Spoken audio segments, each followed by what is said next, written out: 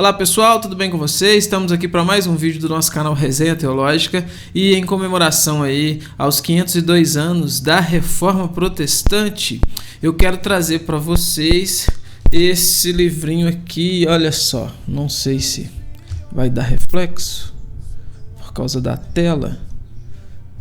Eu li no Kindle, lendo as Escrituras com os Reformadores, lançado aí pela Cultura Cristã, livro do autor Timothy George.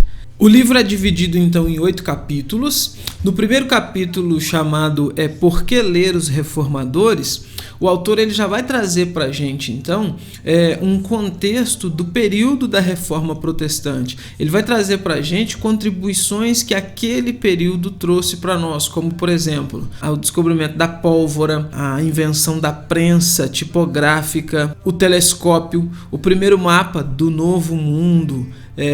Tudo isso, contribuições, tudo isso acontecendo, efervescendo ali naquele período. E aí, falando da questão religiosa, ele vai mostrar primeiro, nunca foi a intenção de Lutero criar uma nova igreja a partir do nada. Ele queria então que aquelas práticas antibíblicas fossem corrigidas, fossem contestadas, fossem rebatidas pela igreja. Era isso que ele queria fazer. Ele vai mostrar também que os reformadores estavam em comum acordo, em pleno acordo com os pais da igreja.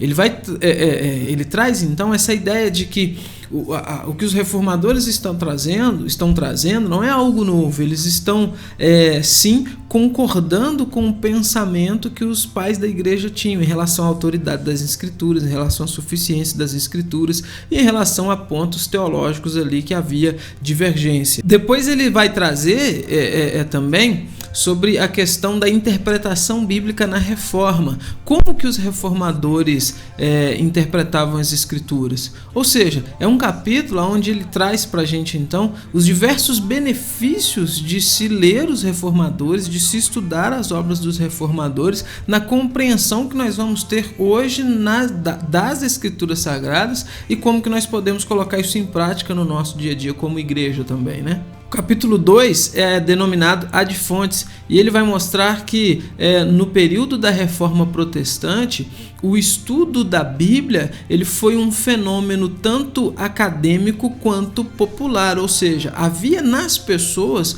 uma sede por ouvir a palavra de Deus, por serem instruídas na palavra de Deus. Vamos lembrar que naquele período todo o contexto litúrgico acontecia em latim, não era nada na língua do povo, então o povo era simplesmente um espectador ali do culto, ou melhor dizendo, das missas, né? Havia nas pessoas essa sede de aprender, de serem verdadeiramente instruídas na sua língua, entendendo o que está sendo falado, entendendo o que a Bíblia está dizendo para eles. E a reforma então traz isso. Ele vai citar, por exemplo, eu vou ler aqui, olha, ele vai dizer o seguinte, que Teodoro Beza registrou em 1561 que mais de 1000 pessoas se espremiam na Catedral de Saint-Pierre, ou seja, Catedral de São Pedro, em Genebra, para ouvir Calvino expor as Escrituras todo dia. Ele também diz que Busser em Estrasburgo, Zwinglio e Bullinger em Zurique, Urbanus Regius em Augsburgo, Ecolampádio na Basileia, Johann Brahms em Wittenberg, Hugh Letmes e William Perkins na Inglaterra, Menno Simons e Dirk Phillips espalhados entre os anabatistas ali nos Países Baixos, eram todos eles pregadores magníficos e as pessoas se amontoavam então aos montões ali para poder ouvi-los pregar. Havia essa ânsia. Ele vai mostrar também que o rápido avanço da Reforma Protestante se deu mediante a 2 fatores totalmente importantes. O primeiro, a invenção da prensa, né, de Gutenberg, que acelerou o processo de disseminação daqueles materiais que eram produzidos, e um interesse muito forte das pessoas, principalmente dos estudiosos, acadêmicos, ali, pessoas letradas, sobre os antigos escritos ali, eruditos, e também da arte no geral, né? O período que a reforma acontece é ali no período da Renascença, e a Renascença é um período que vai trazer, vai colocar em evidência então a pintura, a arte, escultura, a literatura também, de modo geral, né? Então, por exemplo, falando de arte, a gente tem ali os trabalhos de Rafael, de Da Vinci na pintura. Você tem também Milton, você tem também Shakespeare.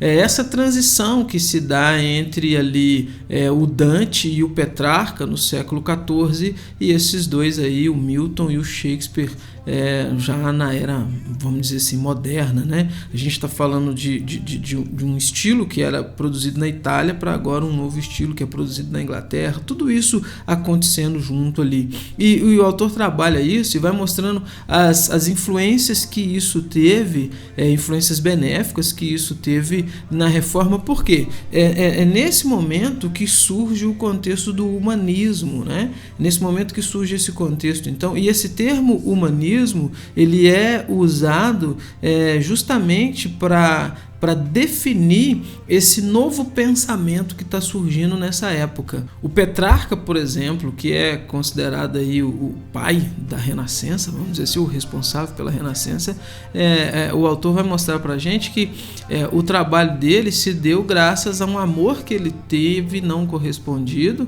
Ele se apaixonou por uma mulher que era casada e obviamente não teve esse amor correspondido. Ele vai então transferir essa paixão que ele teve para a arte, para os escritos de Homero, de Virgílio, Cícero, Lívio, Sêneca. Ele transfere toda essa paixão dele não correspondida para as obras desses autores. E pensando aí no humanismo, o autor traz, eu acho muito interessante esse ponto no livro, ele vai trazer o brilhante trabalho do Lorenzo Valla, que é um filólogo que é responsável por desmistificar uma lenda que havia de que o imperador Constantino havia doado todas as terras ali do império para o Papa Silvestre I, e havia até um documento e tal que atestava isso, fazendo então do catolicismo o império, né?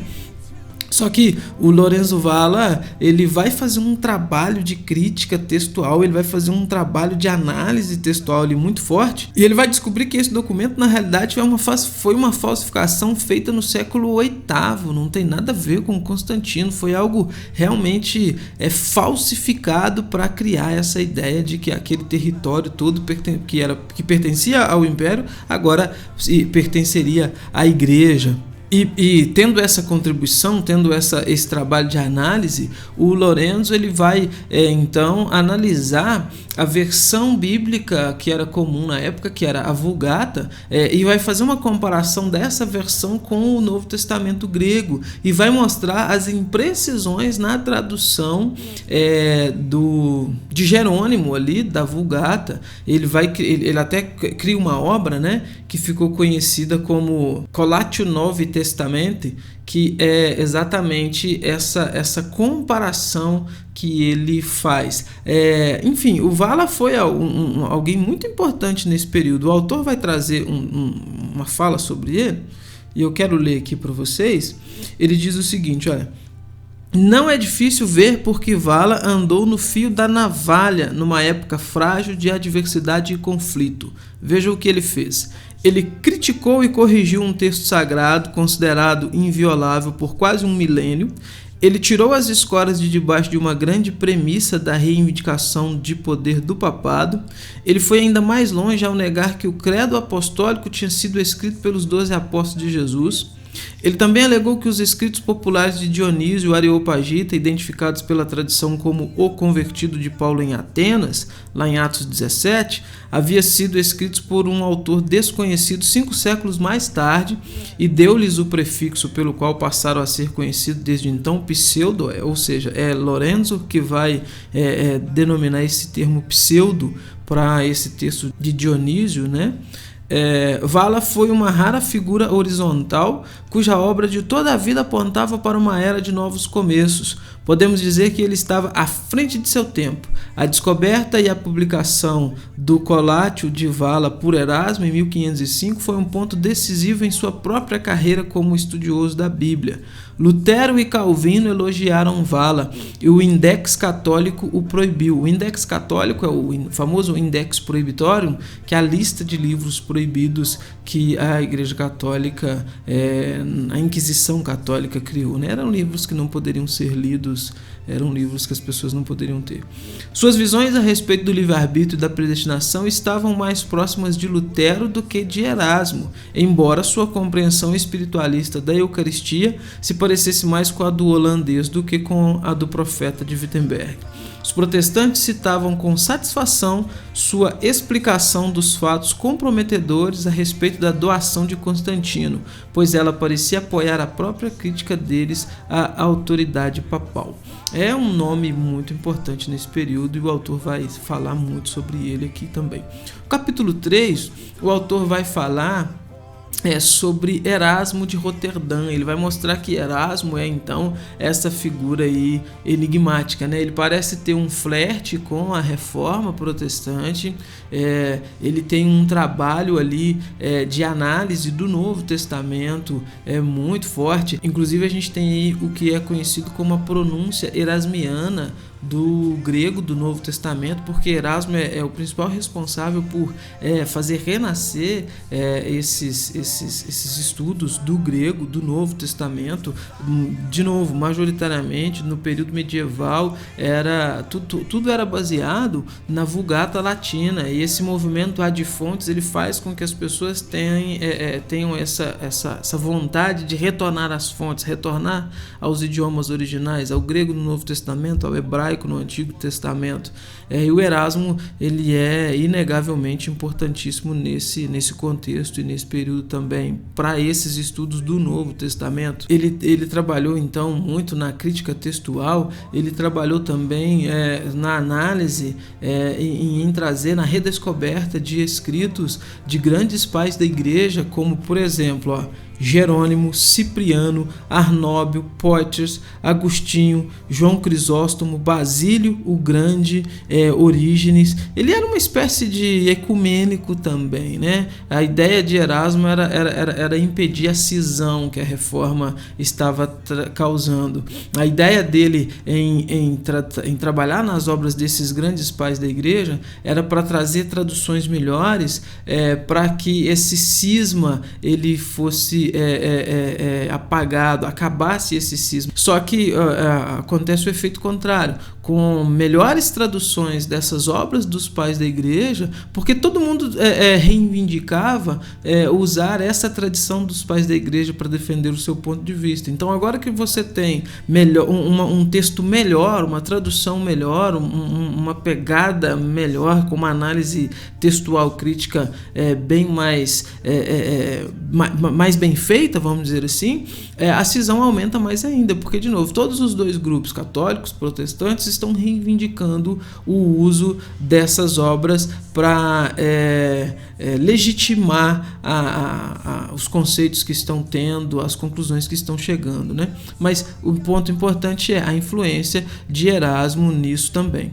Enfim, enquanto no início parece que Erasmo teve um flerte com a reforma, no final da vida ele se mostra totalmente oportunista. Ele começa a atacar Lutero para poder meio que ficar bem ali com a igreja, e ao final de sua vida, o que tudo indica, ele não teve uma conversão real aos solos Cristos, né? A crer que salvação é somente por meio de Cristo e por nenhum outro mediador.